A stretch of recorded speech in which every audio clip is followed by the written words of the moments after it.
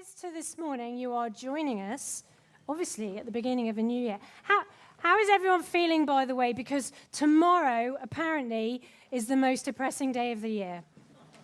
Is everybody feeling okay? Do we need some warm hugs?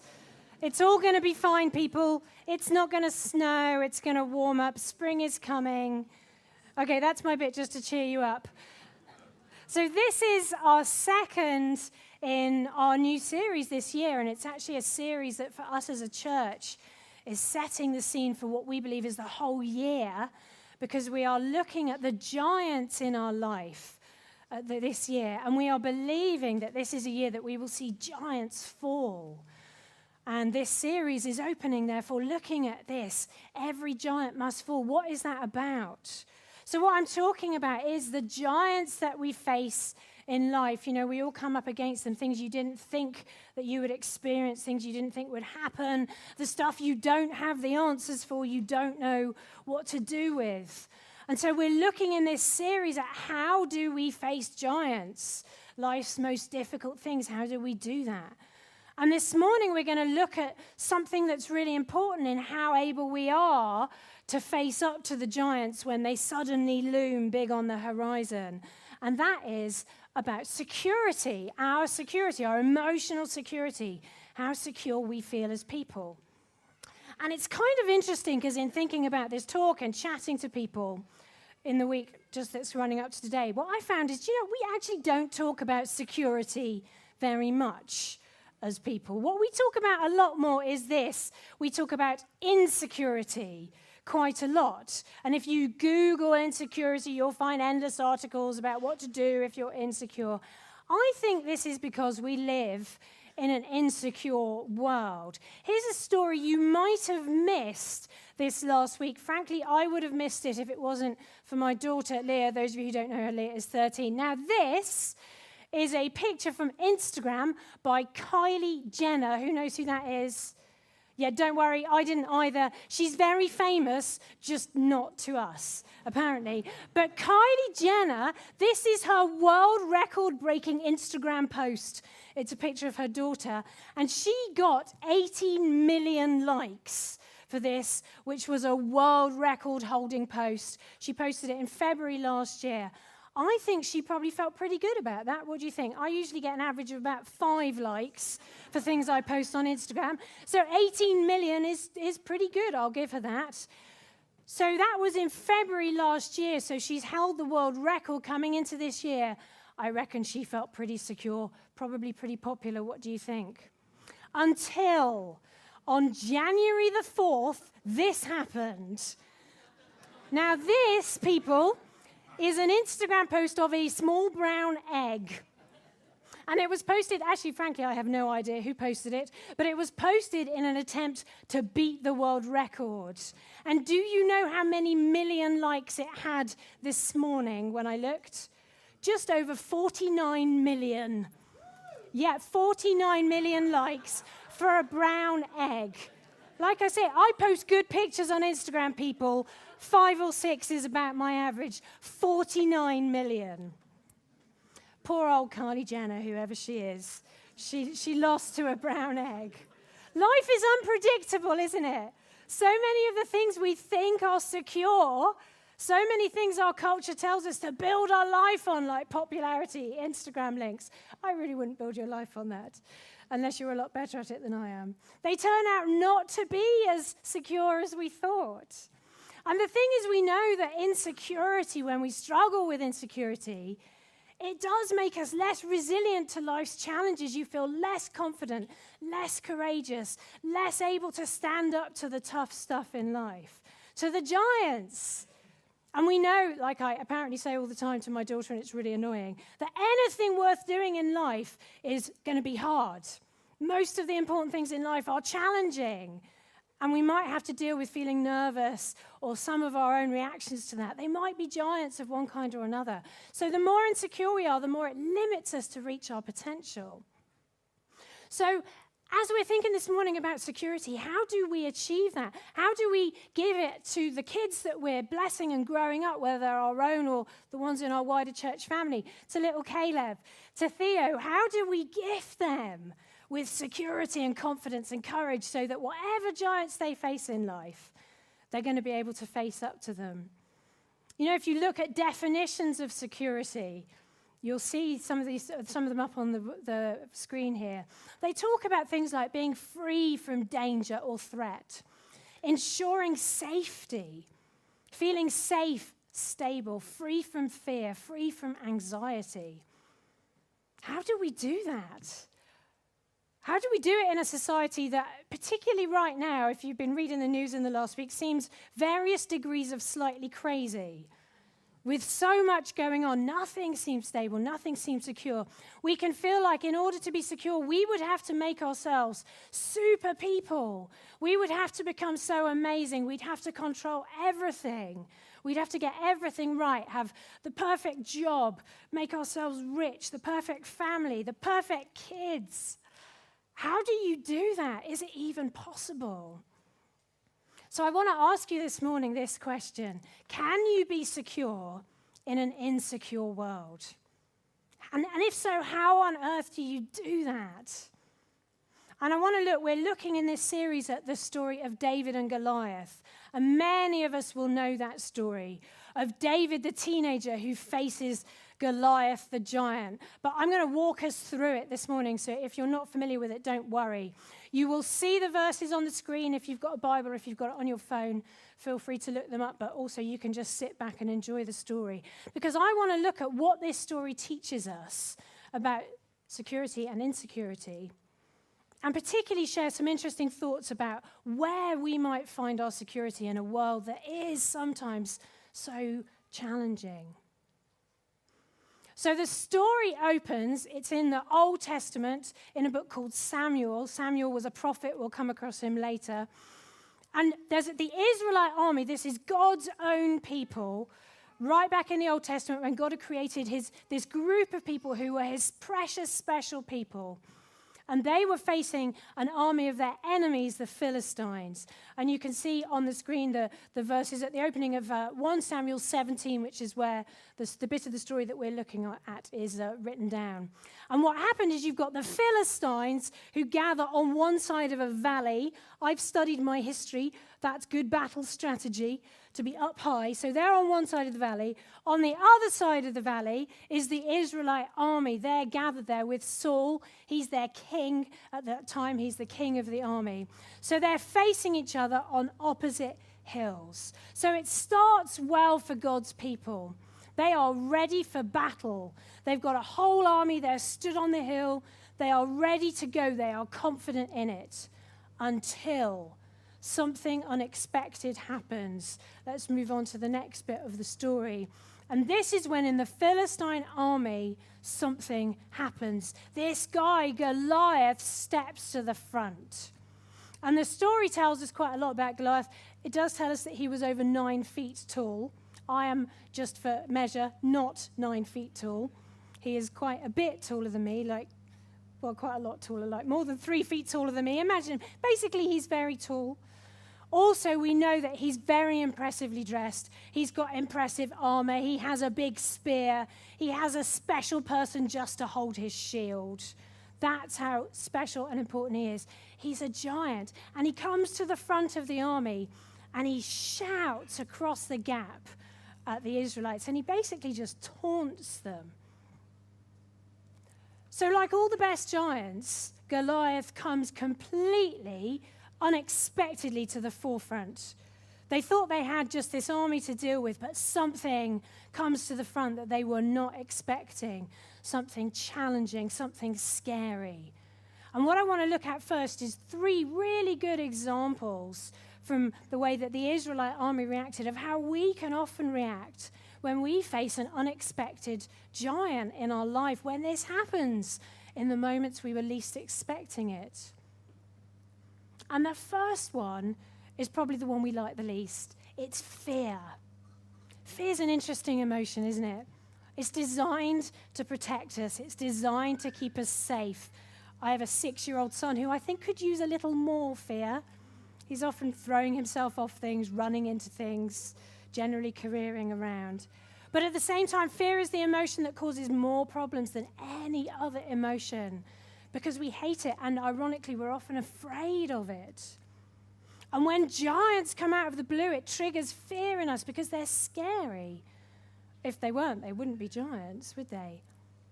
And fear, much as we might wish it didn't, often has a massive impact on us. Look at 1 Samuel 17:11. It tells us the impact that it had on the Israelite army. It said that when Saul and the army heard Goliath shouting, they were terrified and deeply shaken. Literally what that means is, if you look at the original language used, it means shattered, broken. So all that confidence and courage, all the plans and the hopes that they had when they gathered on the top of the mountain next to the valley, this giant pops out, fear occurs, and they are broken. They are devastated by it. Even the king, notice that, King Saul. You ever have those moments where you're like, something bad happens and you look at the person who is supposed to have it all together and they are looking more scared than you are? It's not a good moment. The king is supposed to be the guy who holds it together, but he is as shattered and as broken as everybody else by what's happened. He doesn't know what to do. Our emotions can take us by surprise, can't they? You think you've got it all sorted, you think you're ready, and then something comes out of the shadows that you didn't expect to face. You think you'll be all cool, that you'll handle things really well. But then that happens and you find yourself just plain shattered, broken, exhausted, devastated. And you know, in the story, as you read it, this didn't happen just once. Goliath turns up, he shouts a bit, and then he goes away. If only giants would do that. What you see happen in the story is he comes every single day for over a month. And the same thing repeats itself. They turn up, they've gathered up their courage, they're going to do it. Goliath comes up and they're shattered. They try and face him, but the fear gets them every time. Fear can have a massive impact on us, even though we wish it didn't. So where does it come from? Number 2 of the things that we can experience when we face giants then is doubt. Because you think you know why you're doing something, don't you? You've got it all sorted. You've made a good decision. This is the way we're going to go. I'm going to apply for this new job, or I'm going to buy this house, or whatever it is that you're planning that you're going to do, I'm going to make this decision at work or at home. And then when we start to feel fear, it feeds doubts, doesn't it? And you start to think, oh my goodness, I hope I made the right decision. What if I made the wrong decision? And you can see in this story, Goliath is so clever in everything that he says when he's taunting them, because he just feeds their doubts. He says that really scary word, why? Why are you doing this? You idiots, look at me, look how impressive I am. Why did you ever think you could do this? I hate it when that happens, don't you? Did you ever start doing something and you knew why you were doing it? You said yes to doing that big presentation at work, or you applied for the job, or you chose the A-levels that you were going to choose, or whatever it is that you're doing, the college course, and you think you've got it made, you've got it all sorted, and then the giant comes out and you think, why? Why am I even doing this? What an idiot. Why did I think I could do this? Ever happened to you? It certainly happened to me.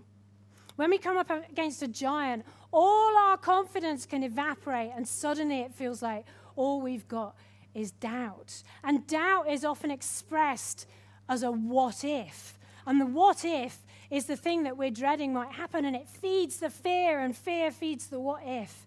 And it becomes a cycle that builds up. And here we've got the army thinking, what if we lose? It's like it had never occurred to them before. They were so confident going in, and then this giant comes out, and they're suddenly thinking, what if we lose? What if this is the guy who's going to come and beat our army? And doubt spreads, doesn't it, if we let it take hold? And the reason doubt spreads is because of number 3 of the things that can happen when we face giants. And that's when we become so aware of our own vulnerability. Because we like to believe, don't we, that we are all powerful. We can control everything. We can make everything all right.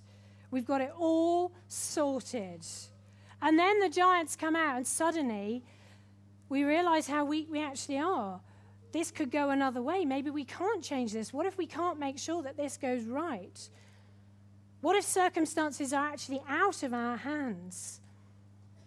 Some of us will have had experiences earlier in life, painful stuff, where we have become all too aware of the reality that actually there's a lot in life we can't control. Sometimes bad things, difficult things can happen, even though we don't want them to. What do you do when you're so aware of your vulnerability? And there's an interesting bit in this story later where David, who I will tell you more about in a second, but he's a teenager who, as I say, ends up fighting the giant. And he comes to see the king, King Saul. Remember him? He's the one who's hiding. And he says, seriously, I'll do it. I'll fight this guy. And King Saul is overwhelmed with the vulnerability of this teenage youth who wants to face the giant. And he literally says, don't be ridiculous. There's no way you can fight this Philistine. You're just a boy. And he's been a man of war since his youth. But David insists. So what Saul does to try and overcome this painful vulnerability that he sees is he tries to give David his own armor. And he places it on him. And David just says, this is ridiculous. I can't fight in this. It's too heavy. I can't move. And it's interesting, isn't it, how often we, as people, when we're faced with our own vulnerability, we try to armor up with something else. We try and do something or say something or choose something that makes us feel like either that we're stronger or that helps us forget about how vulnerable we are. So we deny it. We laugh it off. We refuse to talk to people and be honest about the difficulties we're facing. We throw ourselves into work, or we drink a bit too much, or I don't know what you do, but we all do it. We try and armor up with something that helps us to get over the discomfort of how vulnerable we are. But how often is it true that that armor just weighs us down more? And we think it's going to make us stronger and more able to face the giant, but actually it's holding us back. It's limiting us. So we try and armor ourselves up to be more strong, but actually it can have the opposite effect. And fear, doubt, and vulnerability, they're like a powerful threesome that can hit us in the moments when we least need them, where actually what we need is to feel confident, together, calm, that we've got this. And what happens to the Israelite army in this story is exactly what often happens to us when we come up against giants. They run. They run not just once, they run every time for over a month that they face that giant. Literally, they flee. Every time they try and face up to him, and they do keep trying again and again and again, their insecurity and fear just overwhelms them. Did you know everything is scary when you're running away from it? Did you ever play that game as a kid where you were going up the stairs and your mum or dad or a brother or sister or someone at home, they would chase you up? Did anyone else ever play that game? Please tell me it's not just my family. You know, where you go and they're like, oh, and you as the little kid, you're like, oh, because it's scary. It's not really scary, but it triggers that little bit of exciting fear because everything is scary when you're running away from it. Fear has most of its power. Giants have most of their power by the fact that we never challenge them. We're so busy running away, we never turn around and face them.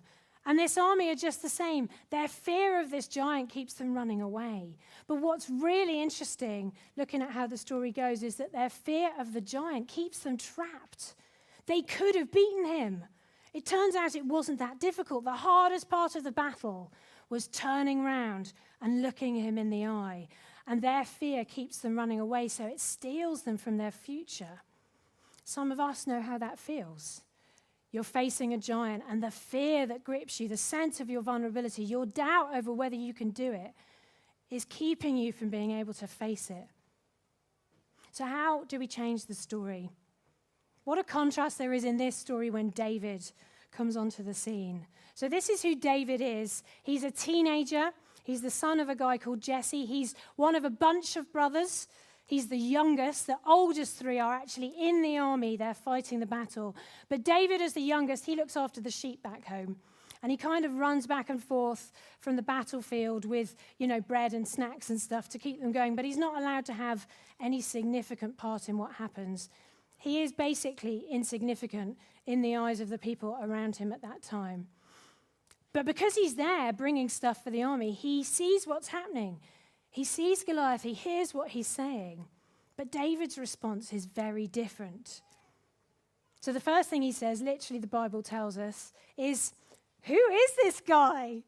He's like, seriously, guys, who is this? He's one guy.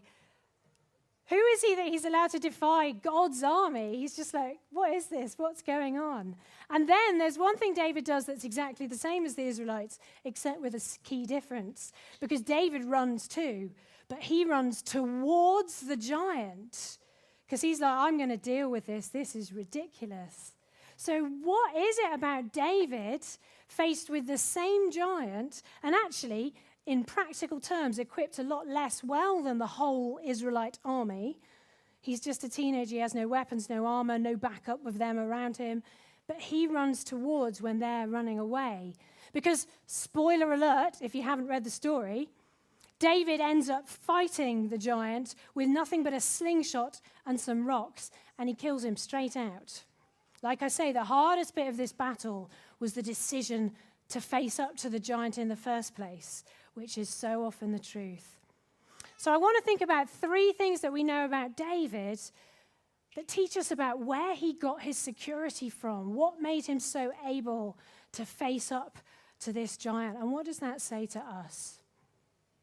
So the first thing about David is that we know that he had had a significant experience which taught him about how he was loved by God. It's actually in the chapter before in the book where this story is told that we hear about David for the first time. And Samuel the prophet has gone to David's father's house because God has told him that one of these sons is special. He's actually going to be the next king of Israel. So there's this whole story where he goes and he says to Jesse, the dad, he says, bring your sons out because I need to pray. One of them is going to be anointed as the next king. So what Jesse does is he gets all the older sons, you know, the impressive ones, the muscly, tall, handsome, the ones who you look at them and you think, yeah, oh, that could be him. He could be a future king. He could definitely be a future king. And he brings them all out. And Samuel prays with them all and he's like, no, it's none of them. You must have another son. And that's when Jesse admits there is little David. But David, don't be ridiculous. He's nothing. He's so young and he's so obviously not a future king that they've left him in the fields with the sheep. They haven't even bothered to bring him in. So they have to go fetch him. They bring him and lo and behold, Samuel prays and it is David. And this is what God says to Samuel. He says, the Lord, God, doesn't see things the way that we human beings can see things. People judge by outward appearance, but God looks at the heart. You see, we think that in order to face giants, we have to be big and impressive and strong. But God has said to David, no, it's about what's inside that matters. So David knows that he's valued, that he's loved, that he's chosen, that he's significant, but not because he has to make himself impressive in any way. He knows that it's just about what's inside him, his heart, the truth of who he is. He doesn't have to put on a show or get everything right or anything like that. And we know that David's experience then of how much God loved him has a huge impact on him. David was a poet. He wrote songs. And he actually wrote, there's a book in the Bible called the Psalms, which is full of songs and poems written to God. David wrote over 75 of those. And we can see in some of the things that he writes how much his experience of the way God loves him meant to him. This is Psalm 63. And he says, talking about God, he says, your unfailing love is better than life itself. How I praise you. I will praise you as long as I live.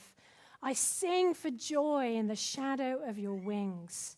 It's a beautiful poetic description of how safe he felt because he was loved in that way by God as who he was, unconditionally. He knew it didn't matter what happened. Do you know anyone who loves you like that? Sometimes we're lucky enough, we're blessed enough to have people who do love us like that, even when we screw up, even when things go wrong. But God's love is more complete even than that. It's special, it's unusual, it's totally unholy, unconditional. And the Bible tells us that experiencing that kind of love is transformative. In fact, in the New Testament, it says that perfect love, that's God's love, this complete love, actually casts out the fear that can so often grip us. When we experience God's unconditional love for us, when we truly understand that we don't have to earn it, that it doesn't matter if we mess up, that God will still love us like that, it takes away our fears. It enables us to take the risk of standing up to giants, because even if it goes wrong, we know we're okay. God will still love us. Whatever happens, that's something we can rely on. So perfect love counteracts the fear that we experience when we face giants. The second thing David knew is that in that love, in the relationship he had with his God, he was supported. David knows that he is never on his own, that God is with him, and more than that, that God is fighting for him. Because that's how we manage our doubts in the face of fighting a giant, is knowing that it doesn't all depend on us. We know that actually we have backup, we have God with us. Look at what David says to Goliath. He says, "You come to me with sword and spear and javelin. I come to you in the name of the Lord of heaven's armies, the God of the armies of Israel. Today, he, the Lord, will conquer you." David knows it isn't all up to him. He doesn't have what it takes to defeat a giant. Neither do I, neither do lots of us. Maybe you are very aware today that you don't have what it takes to defeat the giant that you're facing, but you don't have to do it on your own. David knew that he had God with him. In the moments when he felt least like a superhero, it was okay because God was behind him. God had his back. He knew that he was supported. In another one of his Psalms, he says this, "You, Lord, are the light that keeps me safe. I am not afraid of anyone." Why? Because you protect me and I have no fears. It's an amazing thing to know that you're never alone. Even in our hyper-connected society, we know that loneliness and the fear of loneliness haunts so many of us. And particularly when you're facing a giant, don't you often just feel like you're alone in it? But you don't have to be alone. Facing giants is really tough. So why not take a risk and let God do it with you? David knew he was supported. The third thing then that David knew was that he was safe. Because David has learned that in this battle with God with him, he can trust God for the outcome. That even though he feels vulnerable in that moment, he knows that because he doesn't do it on his own, he can trust God for what's going to happen. And David has learned this through his life before this story that we've read today. He talks about it. He says this in the story. He says to the king, when he's explaining why he's going to face the giant, he says, "I've been taking care of my father's sheep and goats. When a lion or bear comes to steal a lamb from the flock, I go after it with a club, and I rescue the lamb from its mouth. If the animal turns on me, I catch it by the jaw and I club it to death. I have done this to both lions and bears, and I'll do this to this Philistine. The Lord who rescued me from the claws of the lion and the bear will rescue me from this giant who I'm facing today." So David has actually faced giants before, smaller ones, although I don't know about you, I don't fancy clubbing any lions or bears to death either.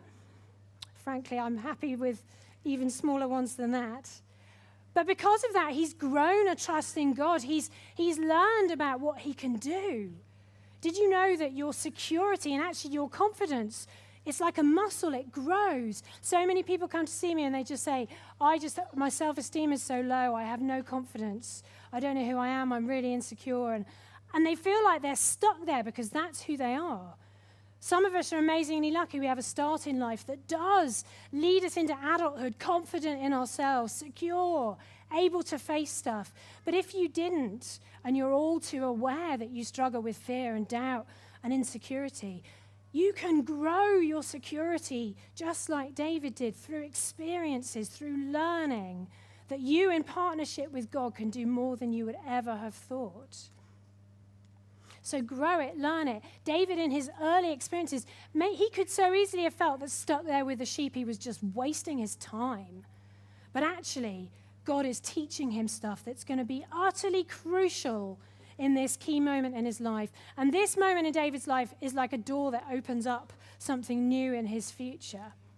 So David has learned through facing his smaller giants the things that he's going to need to face the bigger giant. In Psalm 20, verse 7, he says, "Some people trust in chariots, some in horses, but we trust in the name of the Lord our God." By the time he writes this, he's leading his own army. He's learned something about how safe he is, about the trust that he can place in God. This is the ultimate balance to your vulnerability. Yes, you are vulnerable. I am vulnerable. We are all vulnerable.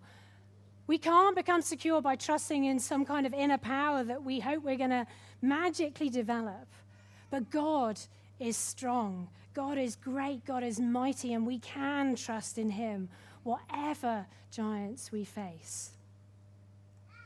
So I asked you at the beginning of today, can you be secure in an insecure world? Can we find a security that equips us with the courage and confidence that we need to face the giants in our life? Well, I want to suggest that we can, but it's not by making ourselves more great or more impressive. Our security isn't in becoming greater ourselves. It's found in learning to root our security outside of us in the great God who has got these situations that we're facing, who we can trust, who loves us, who keeps us safe, who's got our back. I wonder where your power comes from this morning. I love this picture. This is by a guy called Charlie Maxey. He's a Christian from a church in London. He's an artist. I love this. He says, "Where does your power come from?" asked the boy. And he says, "From knowing that even in my darkest moments, I am loved." Where does your power come from? Are you trying to face the giants on your own? Are you trying to build a human security that will somehow get you through? Are you trying to become a super person and secretly knowing that you're not going to manage to do it? I wonder, maybe today we all need to take a step of reaching out to the God who longs to help us with the giants that we face.